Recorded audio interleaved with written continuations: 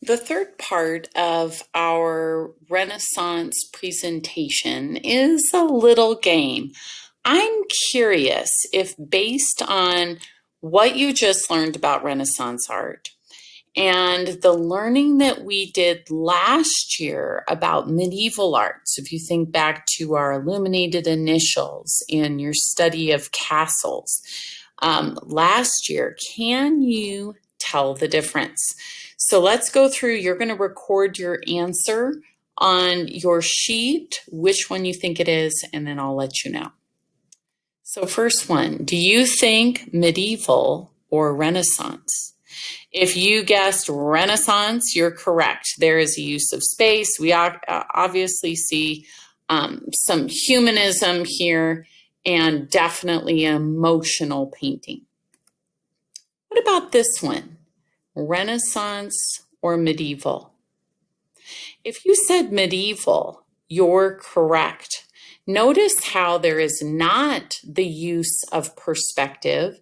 Notice how even these objects in the background don't really seem to be sized correctly.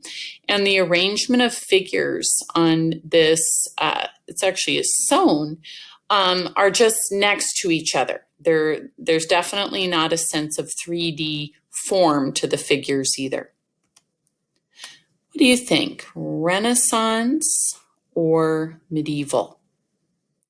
If you said Renaissance, you're correct. We definitely see the use of value, the arrangement of the figures, and the whole piece looks very realistic, very 3D. Is this Renaissance or medieval?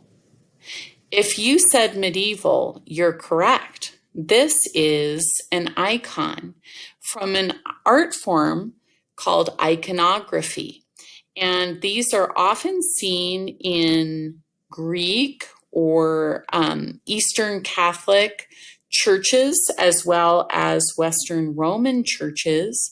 And they're meant to be kind of a window into heaven. And they're definitely in this medieval style. What about this one? Renaissance or medieval? You could probably argue either one. Remember that art periods do not all of a sudden happen on one day where someone says, guess what, everybody? It's a new art time. There is a slow transition. And so we're seeing some use of value, we're seeing some perspective, but still the use of the halo to differentiate the saintly person. So it's kind of a transitionary painting. What do you think? If you said Renaissance, you're correct. Check out the use of perspective in this painting. You definitely see value and realism. Definitely a Renaissance portrait. This one is also Renaissance. You can see the geometric arrangement of the figure. This is a depiction of Mary and Jesus. This is also a depiction of Mary and Jesus, but it falls again in that more medieval category that icons typically fall in. This is depicting a Greek or Roman, I think it's actually a Roman painting. It's a little bit blurry, sorry about that. This would be during the Renaissance. And Jay, another image of Mary and Jesus. And note on this how it depends who is painting religious figures.